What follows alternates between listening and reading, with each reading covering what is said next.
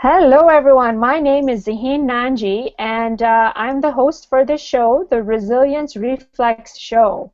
And hang out with me and make me a habit every first and last Sunday of the month. And this is now the last Sunday of May. And I have an amazing guest, and I know you're looking forward to hearing more about her story.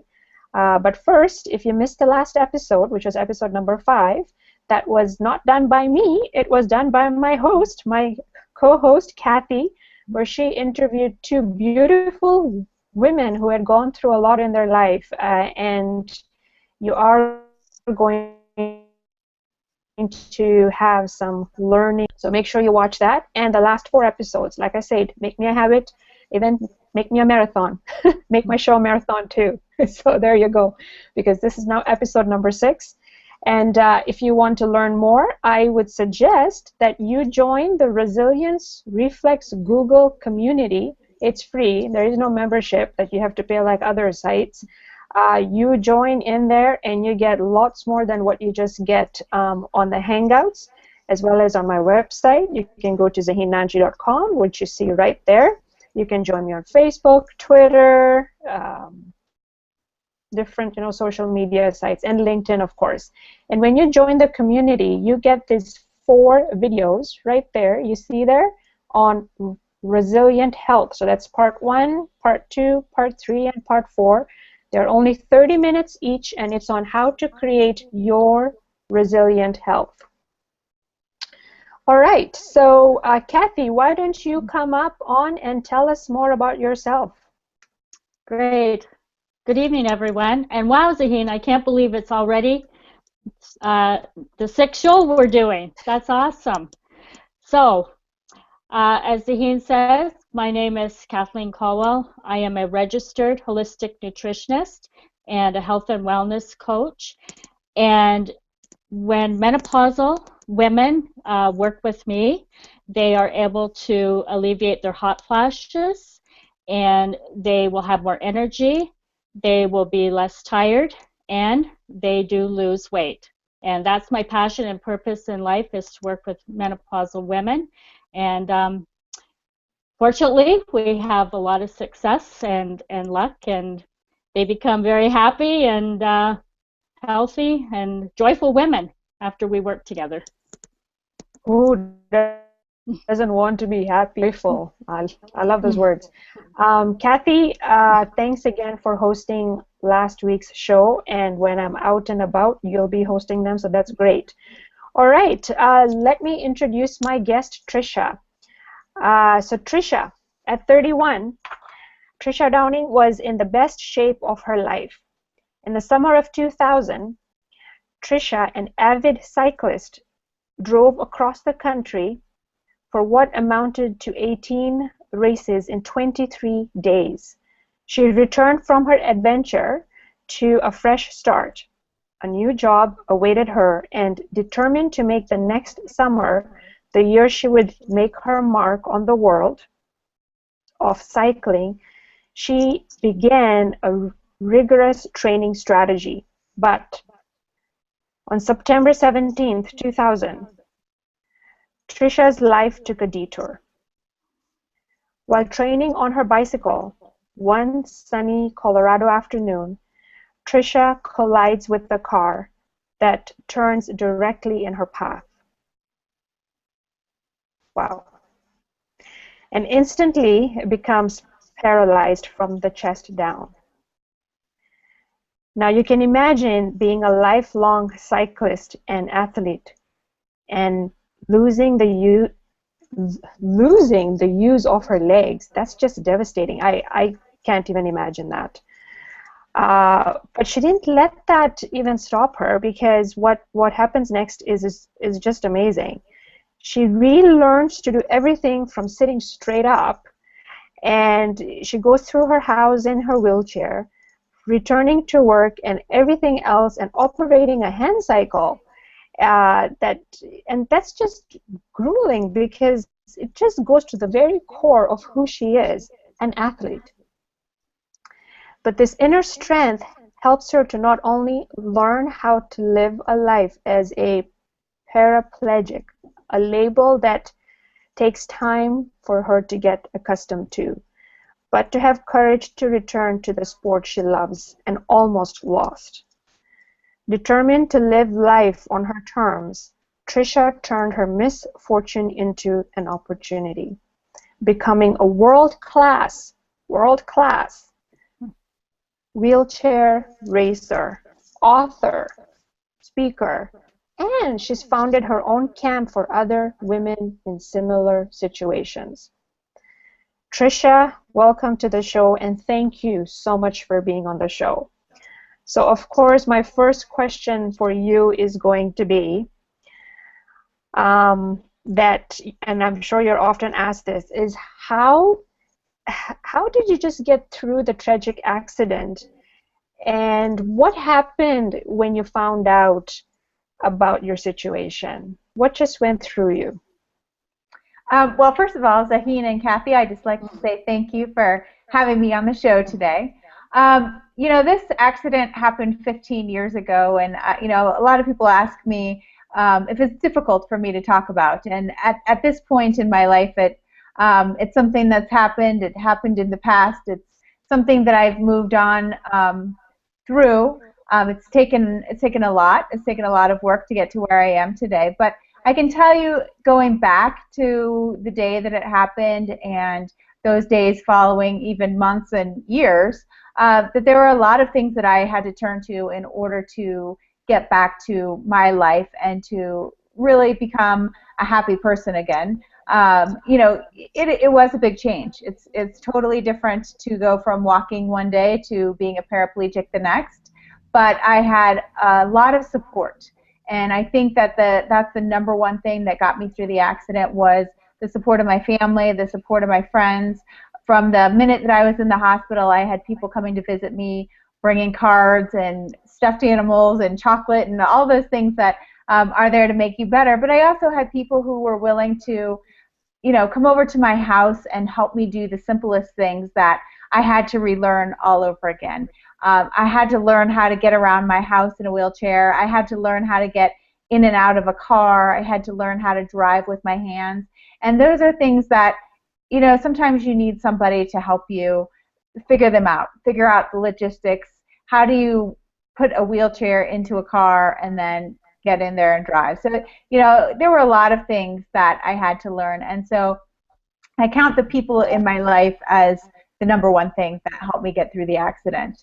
I think that the second thing that helped me get through the accident was being an athlete and being a competitor, because I had that mindset that I wasn't going to let this get me down. And I feel that I had a strong bit of mental toughness that helped me get through it and realize that, yeah, this was going to be a difficult situation, but it wasn't going to be the end of my life. There was definitely a lot of life left to live, and I still, you know, I had full use of my hands and my arms, and I didn't have a brain injury that, you know, might affect me in some other ways. So I had a lot that I was working with, and I think that, you know, that really helped me. And then last of all, the medical team that supported me, the therapists, especially recreational therapists who help you not only, you know, get back to the day-to-day, but they help you get back to the things that you love to do. And because I was passionate about sports, they helped me get back into sports and find activities that I could, again, be very excited about and do in the ways that I wanted to do them. Wow. So I just wanted to mention that you had mentioned a lot of things about the three things that, you know, helped you, and so I'm going to get Kathy's help in telling me what she heard there, so that I can show some, you know, visuals to the audience. So this way you understand that, you know what, when I talk about resilience, there's always traits that we find in people, and it is these traits in the stories that you hear that if you can model, you too will become resilient. I know I know that Tricia mentioned the mindset, and that came from her being an athlete. But I'm sure there were times that, like, you know, Tricia, you may have been going through emotions of why me, or anger or fear or even frustration. But what made you get through them? So think about that question while Kathy and I discuss what traits we noticed in your story. So Kathy, what do you think she mentioned there? One of the traits definitely was networking. Okay, so let me just show this here. Networking right there. So building her network, she already had a network, but then the medical team came on to give her more of a network through another avenue. So there you go. Right. Yep. And also, I would say embracing change. Mm. Yes, and that's where we want to talk about the emotions part. Because when it comes to embracing change, a lot of people say, well, change is not easy, I hate change, and all that kind of stuff. So, Tricia, when we come back to you, explain to us what it means to you to embrace change. Anything else, Kathy? Well, definitely, she had a very positive attitude, very optimistic outlook on life. Mm-hmm. Mm-hmm. So flex your attitude. Oh, I don't think I'm showing up there. There you go. Flex your attitude. And when I say flex, it means be flexible. um, and that's what I noticed as well was her. I liked when Tricia said that I hadn't lost my mind.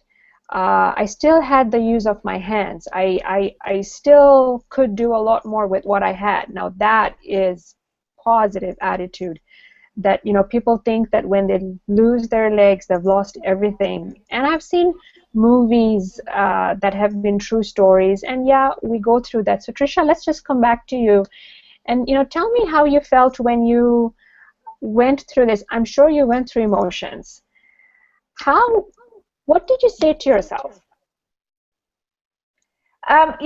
For me, it definitely was like a roller coaster ride going through the situation. So, I was never up for, complete, all the time, and I was never down all the time. And so, during the times when I was down, I just reminded myself that there was an up that was around the corner, and, like the hard times, you just kind of have to ride through and, know that maybe today is not a good day, but that tomorrow, is a whole new day, and new and different and better things can happen. And so, fortunately for me, I didn't stay in a low place so long that I didn't remember what the high places were.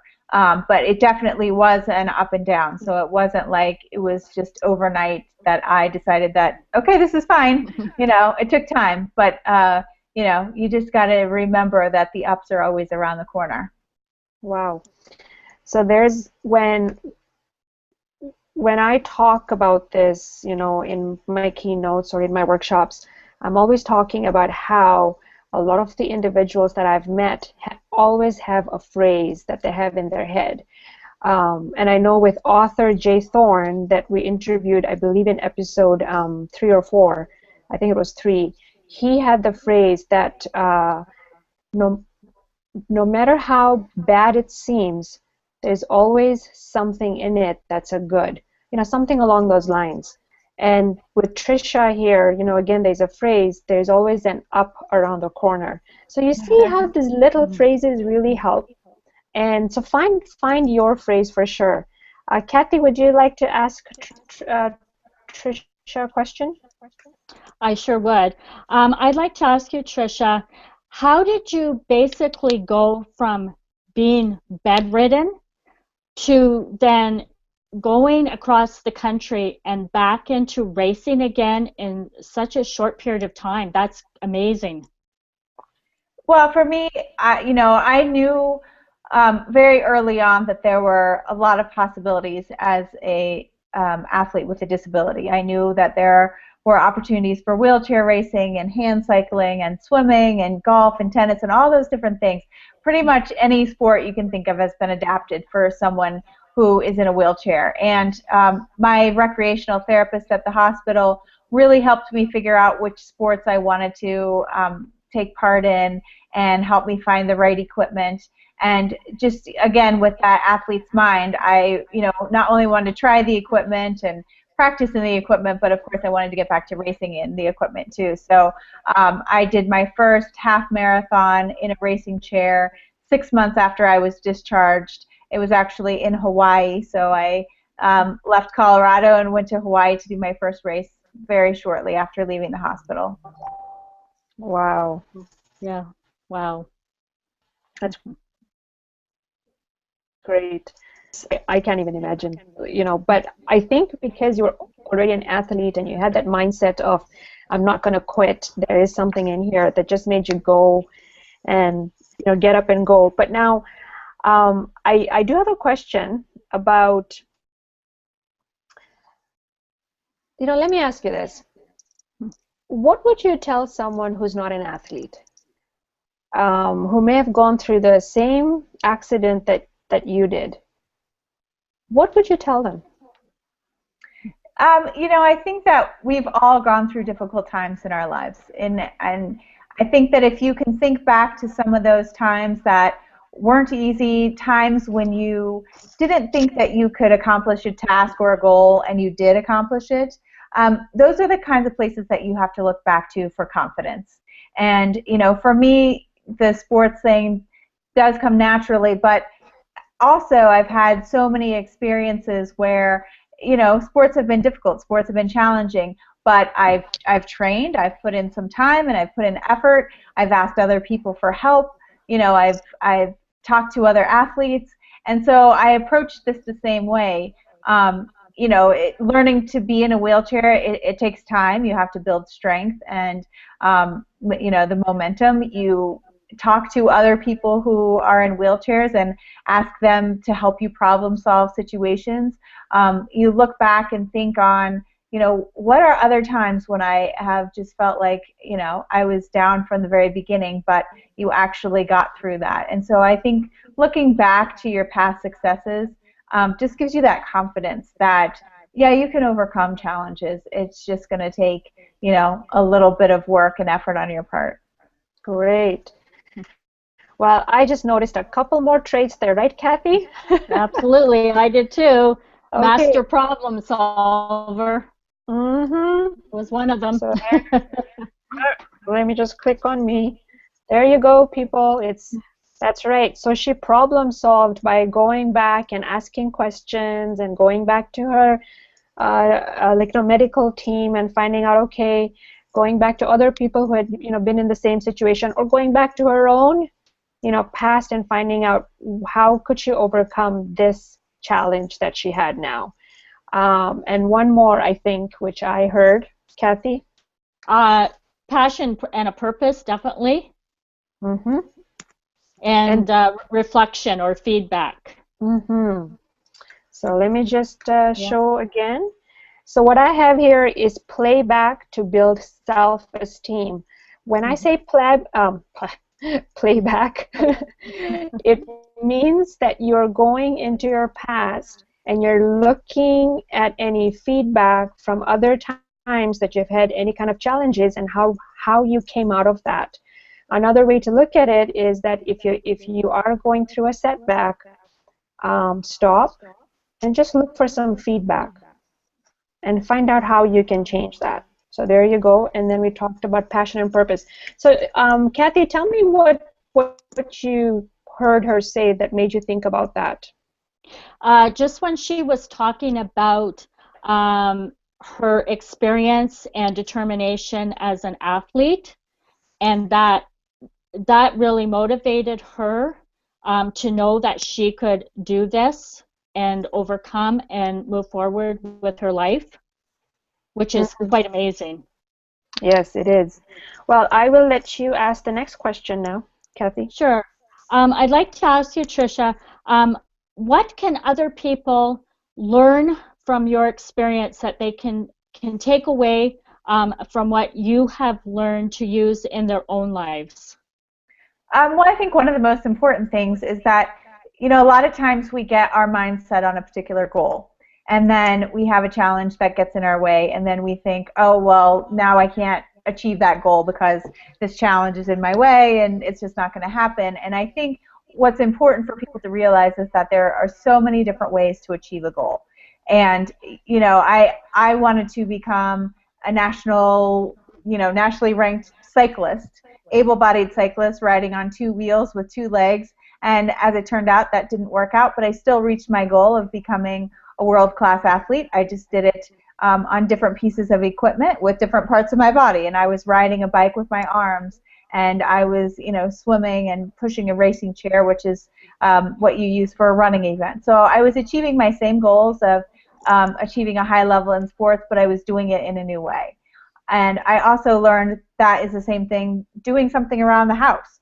I used to climb the stairs to get up to a different level of my house, and now we have ramps installed, and so I can get wherever I need to be, whether it's up and over the stairs or, just anywhere through the house. So there's always more than one way to achieve a goal, and that's what I like to share with people is that, you can't stop at the first answer. You always have to look for, maybe the next answer or the answer after that before you might be able to find out how to do it. But that flexibility, that creativity, and that willingness to get to your final destination is what's most important.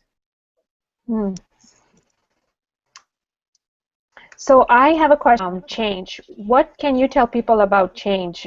Because you hear all the time, and I'm just going to take examples of either life or being in a company where nowadays there's so many changes happening either in the economy, in someone's life, whether they lose a job or they have to change, like not countries, but maybe countries or states or provinces, and they feel, oh my God, like why is this happening? Or they lost a dear one or a loved one. What could you tell them about change? And especially what you went through was a huge change that honestly I can't even imagine going through.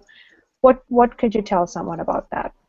Well, I think that change sort of gets a bad rap because we all think of it as something that is a bad thing. And because it takes you out of your comfort zone and it makes you look at life differently, it makes you think differently, it makes you do things differently. And those might not be things that are comfortable because you're not used to having done them before. But I think that if you see change as an opportunity for growth, an opportunity to find something new and different, maybe do something better. I wouldn't say that becoming a paraplegic was the best thing that ever happened to me, but I also wouldn't say that it's been all horrible either. Some of the changes that I have made in my personal life have actually been really great and a really good byproduct of the things that I've been through. So I think that you have to look at change as not necessarily a bad thing, but just as a different thing. And it just makes you live your life a little bit differently. And sometimes we don't even know that we need to be living our lives differently. We don't realize that there might be a process at work that we're doing that's making everything so much harder. And if we would just change one simple thing, maybe that process would become automated or become easier.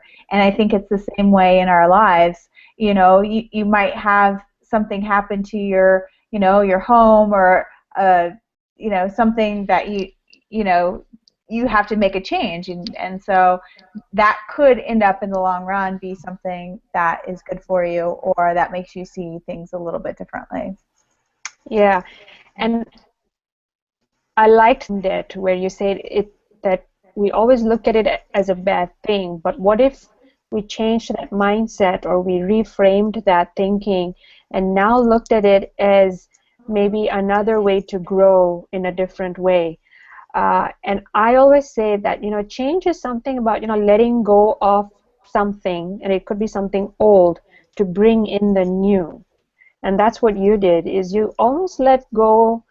Yeah, you know what, I don't have my legs. You let go of that, but you brought in the new, where now you became a wheelchair racer, which you had never even thought that you would do until the accident happened, right? Right. So that's interesting that you say that. Now, tell me more about the camp that you started doing for other women. What made you want to do that, and how's it going? Well, I started a camp called Camp Discovery, and it is for women who are wheelchair users. They need to be 21 years and older. Some of them have had disabilities their entire lives. Some of them have been like me and gone through some sort of a change, whether by disease or injury, that type of thing. And what we do is bring them together for a camp that helps them learn fitness activities, raise their self-esteem, learn confidence, because confidence is one of those things that helps you with change.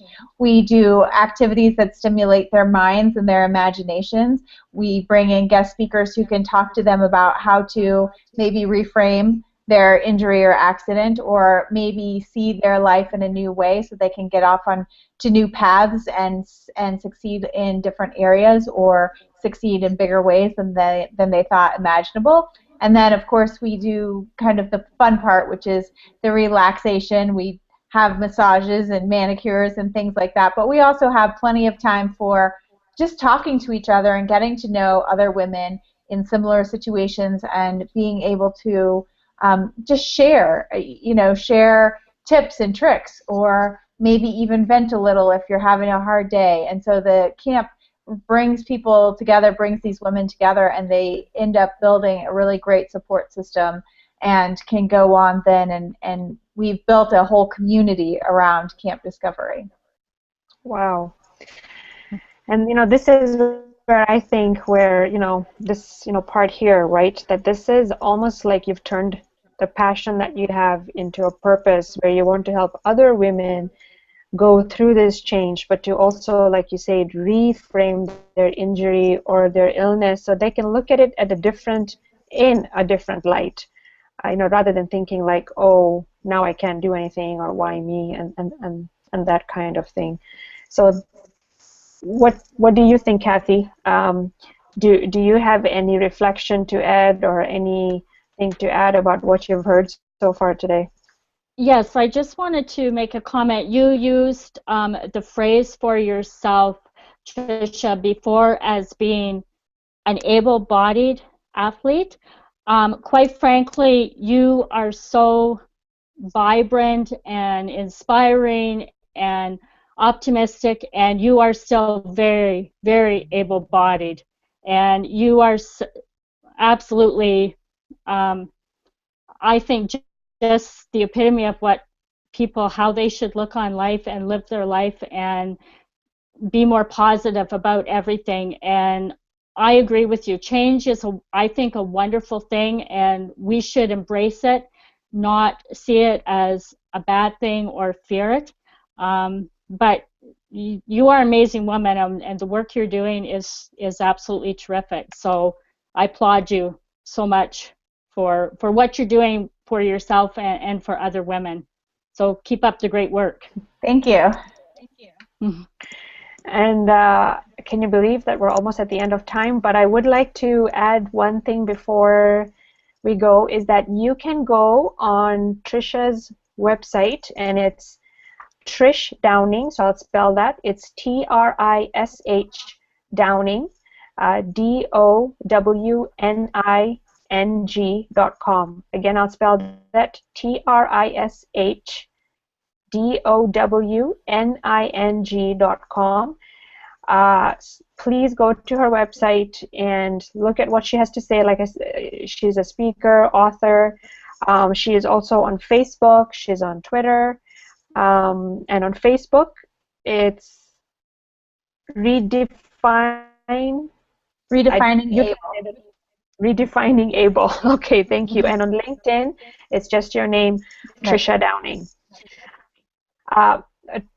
Tricia, I would like to echo what Kathy said. It's the first time that we've kind of really talked to each other here, and just the way you come out, I love the way that you're like a light in like that you have and that you bring out in others, and they need your light. And thank you for shining so bright.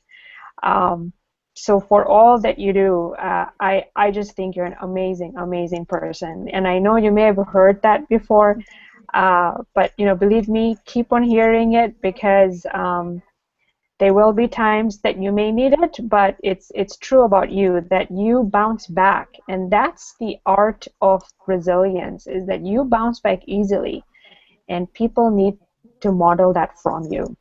Would you like to add any last thoughts, Tricia? I think I've shared most of it, but I do completely believe that the resilience reflex is something that you can build. I think it's something that you can work on at all times, and sometimes you might need to pull a little bit from that resilience, and sometimes you might need to pull a lot. So it's really important, I think, those traits that you shared with us, it's important to be building on those now. To be building on your network and to be building on your passions and to be building on all of these things so that, if something does happen, if there is a major change, if there is a setback or, any kind of adversity that comes your way, this is a bank of things that you can draw from. And so I think it's really important, the work that you're doing and the tips that you're sharing with people, because that is what you turn to when you face challenges and adversity. Well, thank you. Okay, everyone. So you've heard Trisha's story. Take one thing today that you got from her.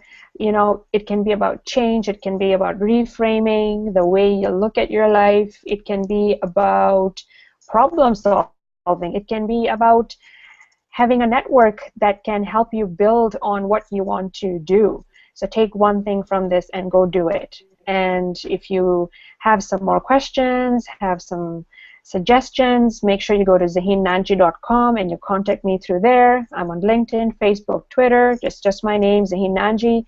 And make sure you join the Resilience Reflex Google community.